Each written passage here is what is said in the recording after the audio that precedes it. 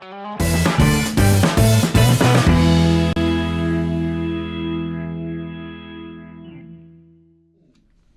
dia, iniciamos hoje mais um programa Tem Jeito e nós vamos agora abordar, nós andamos pesquisando e sabemos que a economia mundial, a indústria do entretenimento, ela está em terceiro lugar. E aí, pensando nessa estatística, nós viemos abordar esse tema. E nosso primeiro convidado é um cara ilustre, William Lauschner. Olha aí, acertou, que legal, hein? Mais conhecido como Alemão, proprietário do Porão do Alemão, há 21 anos. Né? Vai fazer 21 anos agora, bom dia. Esse negócio do entretenimento mundial é uma gente que sempre fala, né? Pessoas querem ser atendidas por pessoas, então a gente já gera muito emprego já. Eu nem sei quantas pessoas já trabalharam no Porão nesses 21 anos que vai fazer, mas é muita gente. As pessoas, elas não conseguem visualizar isso e a importância disso para a economia, né, William? É porque normalmente a visão que você tem, é um bar, é uma casa de show, então né, a parte de empresa muita gente não acompanha. Ou simplesmente não quer entender, né? Aí... Uhum. Engraçado que você for observar, essa indústria, ela movimenta também a economia informal. Porque você vai ali, por exemplo, na frente do Porão, você vê muitas pessoas vendendo bombons, alguns utensílios, fora que a empresa em si, o Porão do Alemão, hoje ela emprega quantas pessoas, quantas famílias hoje? Olha, hoje, empregos diretos, sem contar a empresa terceirizada, nós temos 64. A empresa, 64 famílias que são responsáveis, que minha responsabilidade, o Porão sustenta você ser o chefe de família, ou mãe de família, ou até um filho que trabalha lá, que a gente trabalha com muita gente nova, mas esse entorno, né, nós temos ali do lado uma lanchonete que nasceu do lado do Porão, nós temos vários outros negócios que nasceram ali próximos, fora os ambulantes, fora a parte de táxi, fora a parte de Uber, fora todo o resto que movimenta a noite em cima. O Porão, uma coisa que é muito engraçada, e eu acho muito importante a gente evidenciar isso, ele se tornou já um patrimônio histórico, né? Poxa. Porque todo mundo que vem, e eu tenho muitos amigos que vêm de fora, e eles falam, olha, quem vem para Manaus e não conhece o Porão do Alemão, não conhece Manaus. Como você se sente com essa referência de um bar? Eu não sei se hoje é um bar, porque a estrutura não é de um bar. Não, ele entra como casa de show, ele é outra classificação. Outra classificação, Isso. né? Mas ele iniciou bem pequenininho, que você vai contar como foi o início dessa história pra gente, para as pessoas entenderem que não foi fácil você chegar onde você chegou. E que fique muito evidenciado isso, né? A luta que se tem hoje para um empreendedor manter, principalmente, ainda mais com a economia estável que o país vem sofrendo. Nem se fala disso, porque imagina, o Porão abriu em 98 com uma lotação de 230, 200 e poucas pessoas. Abriu para ser um bar temático, né? Um bar de cultura alemã, servindo chopp e uma música mais leve, sem a pegada mais de banda, todo o resto. E a gente, depois de 3, 4 meses, como eu era uma pessoa que saía muito à noite, né? Já fui aeronotípico desde cedo, já trabalhava à noite com restaurante também. Então eu fui vendo, junto com amigos meus que me ajudaram muito no início do Porão, o que realmente faltava à noite. E aí o Porão, acho que não dá 3 meses, mas vou falar redondamente 3 meses, virou o que é hoje. Virou um bar 100% rock, né? Que entra em todas as vertentes rock and roll. E foi crescendo. E quando você fala de Manaus e todo o resto, é porque quando as pessoas vêm para o norte, quando a gente, vamos falar de São Paulo, por exemplo, que é o maior polo, a maior economia brasileira, as pessoas chegam em Manaus e não acreditam que em Manaus, uma terra que por muitos ainda é vista de lado, né? Porque você fala com gente de Manaus, em São Paulo, de Manaus, nossa, o que tem lá? Não tem nada, porra nenhuma, desculpa. Né? Então... Pode ficar à vontade. E aí chega e vê o Porão, uma estrutura onde hoje, como casa de show em Manaus, acho que quase nível Brasil, casa de show de rock and roll no Brasil, acho que não tem nenhuma do tamanho do Porão hoje. Né? Mas foi 21 anos de evolução, 4 reformas, a última que foi a maior delas, que a gente se preparou como todo bom brasileiro, se preparou para a Copa do Mundo, né? Só que a reforma ficou pronta depois da Copa. Não sei porque, acho que acabou o dinheiro, não sei. Né? A economia começou a estabilizar. Mas exatamente, também teve muito isso. Né? Vocês sofreram a crise, Alemão? Você sofreu no teu empreendimento essa crise? Houve muitas mudanças dos últimos 10 anos para cá da economia, da administração pública. Isso interferiu no mercado, na indústria de entretenimento? Olha, como toda empresa, ela sente todas as ondulações do mercado. Né? A gente sente um pouco mais, um pouco menos, de acordo com a tendência, muito mais. Né? Depende da época do mês, depende... Nossa, não sei nem como mensurar, que a gente tem muito aquele negócio, início, meio e fim de mês. Né? Início do mês é quando praticamente todo mundo está com dinheiro, aquele finalzinho de mês, início de mês, então os movimentos de todas as casas de show tendem a ser mais fortes. Né? Só que a gente estava falando ainda agora sobre algumas coisas políticas aqui do Amazonas, então assim, Manaus, o Amazonas em si vem passando, além do Brasil e o mundo, por algumas mudanças políticas, seja ela com problemas com o governo, com todo o resto, que isso também afetou a economia e afeta a gente. Né? Então vocês conseguem sentir isso? Sentimos e muito, né? É? Porque quer queira que não, o que acontece? Quando você está sem dinheiro, o que você vai cortar? Né? O primeiro, o supérfluo. E aí vai, né? até Até assim, até a diversão, não é uma necessidade né? básica, né? Apesar do brasileiro utilizar o entretenimento como uma válvula de escape. Pois é, esse é o lado bom pra gente. Né? E aí, assim, não, eu tô alegre, eu vou comemorar. Eu tô triste, eu vou comemorar. Aliás, eu vou ficar mais triste. O brasileiro é conhecido por ser muito povo, muito, Exatamente, né? Mas a gente também sente, porque por mais que as pessoas... o que aconteceu muito com o ticket médio. Né? Nós tínhamos um ticket médio X, veio a crise, as pessoas continuam saindo, isso é legal. Tentam se divertir e tal, só que o consumo diminui. Tanto que tudo diminuiu em relação a preço quando você fala em entretenimento, quando você fala até em restaurante. Até prato de comida baixou de preço nos últimos 2 anos. Né? Então, assim, imagina nas casas de show. Se a gente for pegar por preço de ingresso, nós trabalhávamos há 3 anos atrás, 3 anos atrás, com preço de ingresso a R$20. Hoje ele já está 15, há 2 anos e pouco que ele é R$15. E muitas vezes com ação promocional, até meia-noite, ou até 11, ou até 9 horas, com happy hour, com isso, para trazer público. Para tentar motivar ainda mais as pessoas a sair de casa. Ou sair do trabalho e parar para um happy hour e acabar esticando. Então essa é a nossa ideia. Tanto que o Porão hoje, ele tem 3 atrações todas as noites. Segunda a segunda? Não, de quarta a sábado. De quarta todas as noites que funciona, calma. Todas as noites que funciona. Então, nós começamos com uma voz violão, às vezes uma dupla, às vezes um trio, e aí a gente vai evoluindo até 2 bandas, ou no meio tem um power trio e no final a banda principal. Eu acho que o importante é que o Porão, ele atinge todos os públicos, né? De jovens a aqueles fiéis que vêm de 20 anos atrás e tal. Acho que como todo negócio que vai fazer 21 anos, nós temos aqueles clientes que começaram o Porão com 20 anos também, e que hoje tem seus 40, 41, 42, e que já tem uma outra, né, uma outras responsabilidades, como filho, e aí eles diminuem a quantidade de vezes que vão ao Porão, tanto que vira e mexe, alguém chega no Porão e diz, nossa, a última vez que eu vim aqui não era assim. Né? Isso pra gente também é bom, porque o Porão sempre mexeu, sempre teve algum tipo de mudança.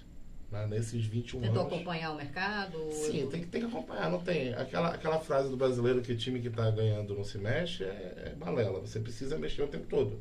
Né? Porque senão quando você vai mexer, às vezes já é tarde. Então a gente vai tentando acompanhar o mercado, tentando acompanhar as tecnologias e todo o resto. Eu acho interessante a gente abordar até, o que me impressiona o Porão, ele tem uma preocupação muito grande com a segurança. Sim. E isso eu vejo os seus esforços. E não tem como a gente não comentar aquela fatalidade que teve no Porão, que quer queira, quer não, trouxe um reflexo para o estabelecimento. Mas foi uma fatalidade, não é comum de se ver, mas que você sentiu muito aquele impacto na época do ocorrido do advogado com o delegado? Claro, isso não tem. A gente sentiu muito, tanto pessoalmente como profissionalmente, toda a equipe sentiu. E assim, né, antes daquilo a gente já tinha uma preocupação muito grande com a segurança. Né? Agora a gente só aumentou e só fica mais vigilante e vamos continuando, né? O público do Porão, eu agradeço demais, porque vocês foram quem mostraram pra gente que a gente estava certo, que mesmo com todo o ocorrido, nós tivemos uma resposta muito grande de todo mundo que frequenta o Porão.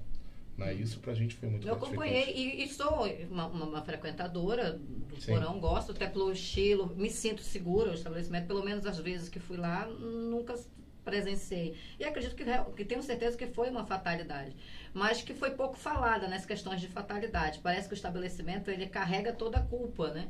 O que acaba não sendo, porque há questões jurídicas, tipo alguém que tem porte de arma que pode adentrar e o próprio estabelecimento fica meio que de mãos atadas algumas situações, não é? A gente se preocupou muito logo depois da fatalidade de colocar leis, né?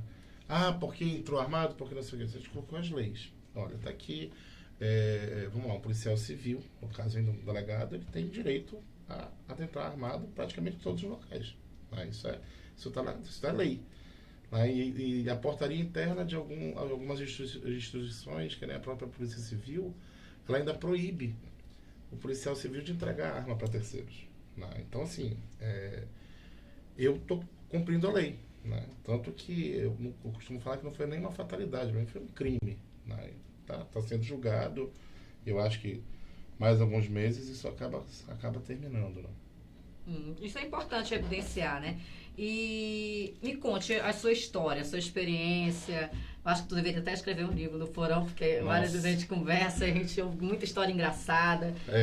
Qual a tua experiência nesses 21 anos? Que até é um filho que nasceu, que está hoje com 21 anos, e que você trabalha, a gente percebe isso com amor imenso pelo que você faz. Isso é importante. Talvez isso seja, a sua energia seja o motivo das pessoas se sentirem confortáveis. A gente vem aí, como é que eu posso dizer, evoluindo junto com o Porão, né? Eu trabalhava já com o público, amo trabalhar com o público, conversar, ouvir, ver. Aí eu já trabalhava com o público, trabalhava com restaurante, trabalhava na parte noturna, já do restaurante dos meus pais.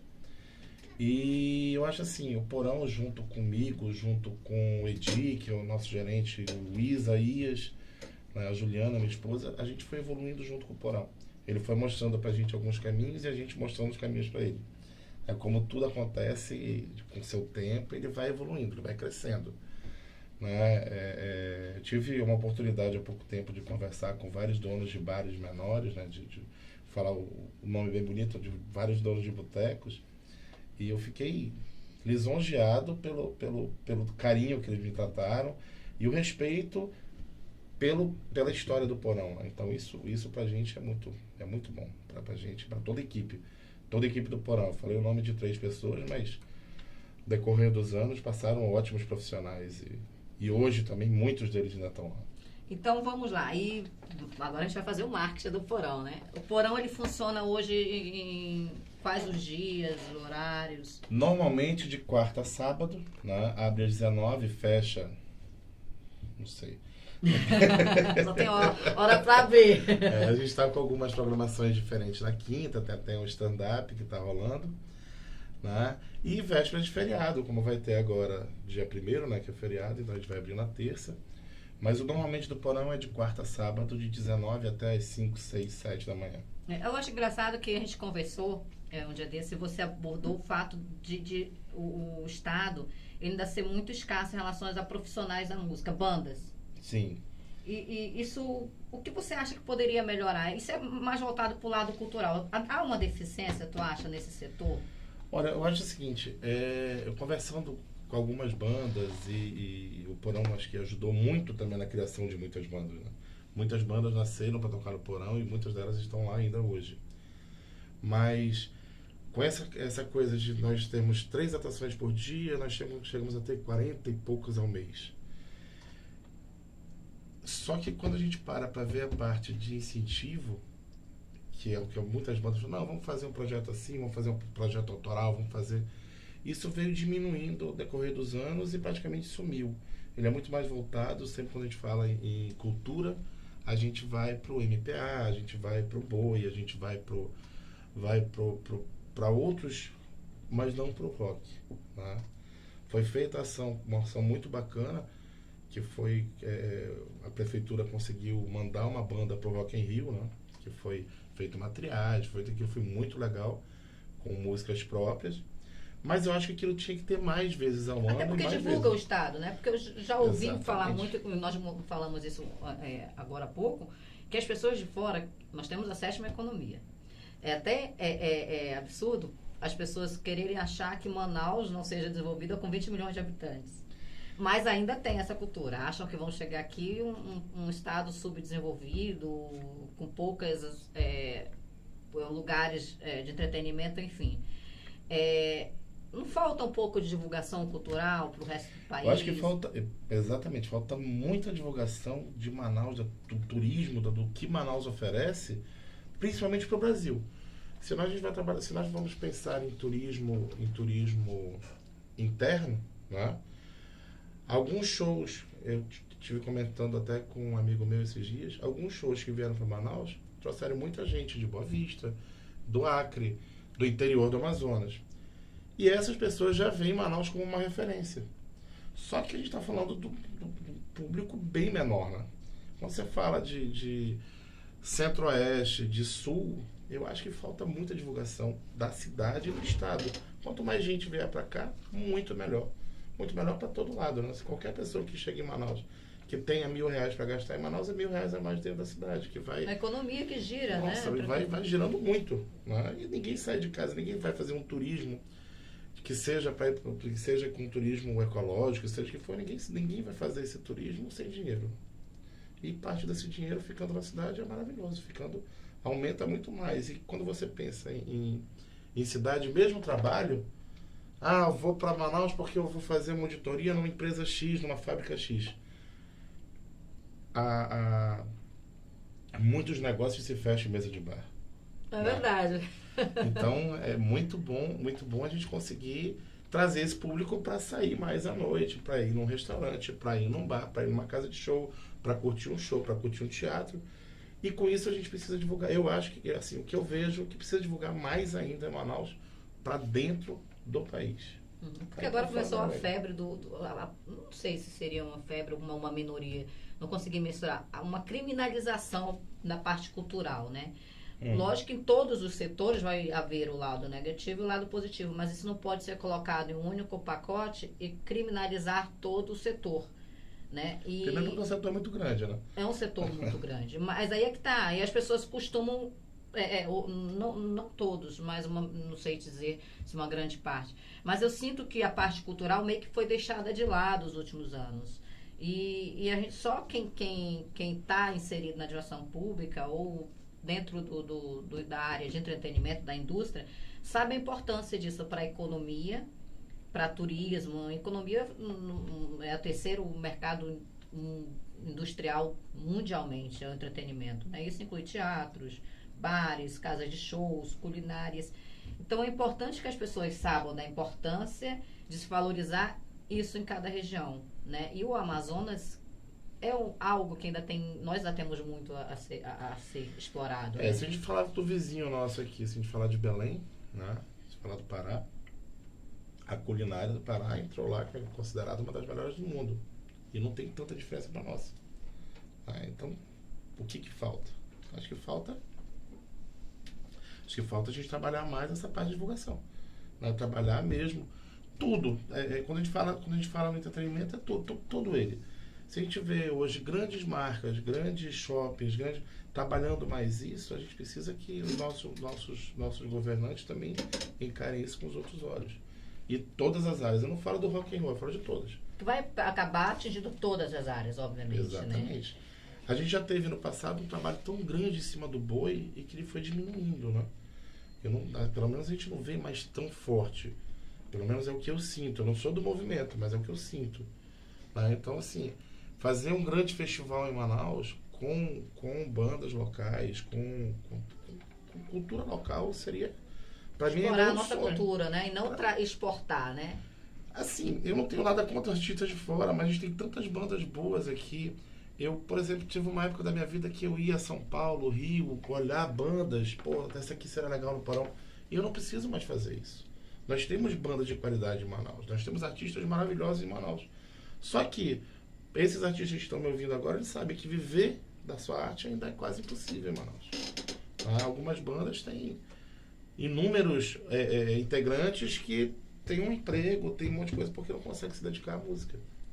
E aí, isso é o cenário local do rock and roll que eu conheço. Então, assim, você acha que ainda falta muita investimento na área cultural, local? Sim, mas é o que... eu que sou mais do movimento rock, o que eu vejo é que todas as áreas sentem isso, né? Seja no Boi, o Boi teve um trabalho muito grande no passado e que diminuiu um pouco ao decorrer do tempo, mas o que eu vejo muito é o artista em Manaus hoje, tem artistas maravilhosos, né? Ele não consegue viver de música, por exemplo, falar de música, né? Que a gente fala cultura é grande demais, né? Vamos falar de música. Poucos artistas hoje em Manaus vivem exclusivamente de música, quando a gente fala de músicos da parte de rock. Eu não sei, eu não posso falar pelos outros movimentos que eu não conheço bem, mas a parte de rock que eu conheço um pouco melhor, eu conheço, acho que das 40 e poucas bandas que se apresentam no Porão, eu acho que deve ter uns 10 músicos que vivem de música. Então isso é muito complicado. Imagina, você tem um emprego, aí você tem estúdio, precisa ensaiar para você poder se apresentar direito. Aí você tem a sua vida pessoal e os seus shows. E normalmente os shows, se você é uma banda boa, ela vai tocar 2 da manhã, vai terminar o show 4 da manhã e você tem que estar no seu emprego às 7. Então, assim, é bem complicado para a parte... A vida de artista é bem... É bastante complicado, né? Que a gente fala, viver os músicos hoje que estão me ouvindo, eles sabem disso. Viver da arte, de compor, viver de tocar e todo o resto. É muito difícil porque eu acho que falta muito mais incentivo. Eu comentei que teve a ação da prefeitura para levar uma banda para o Rock in Rio, mas foi pontual e acabou. Eu não vi mais continuidade. Nada. Não, na área do rock não. Eu volto a falar, não posso falar pelas outras áreas. Mas assim, o que eu vejo é que seria bom a gente ter um grande festival. Um grande festival de rock, aonde seja com uma entrada liberada, ou que seja em troca de 1 quilo de alimento, ou que seja alguma coisa assim parecida, para você mostrar a quantidade de bandas boas que tem em Manaus. Para incentivar até, incentiva tudo. Porque o que eu falei, eu antigamente, eu ainda ia em São Paulo, Rio, Curitiba, para assistir uma banda nacional, pensando em trazê-la para Manaus. Hoje não precisa. Nós temos bandas maravilhosas em Manaus que fazem isso. A gente prefere hoje investir muito mais nas bandas locais. Né? Tanto que nós passamos um tempo tendo 1 ou 2 atrações nacionais por mês no Porão. Hoje não mais. A gente prefere investir nos especiais das bandas daqui, todo o resto das bandas de Manaus, porque é um jeito que a gente consegue ajudar também essa parte.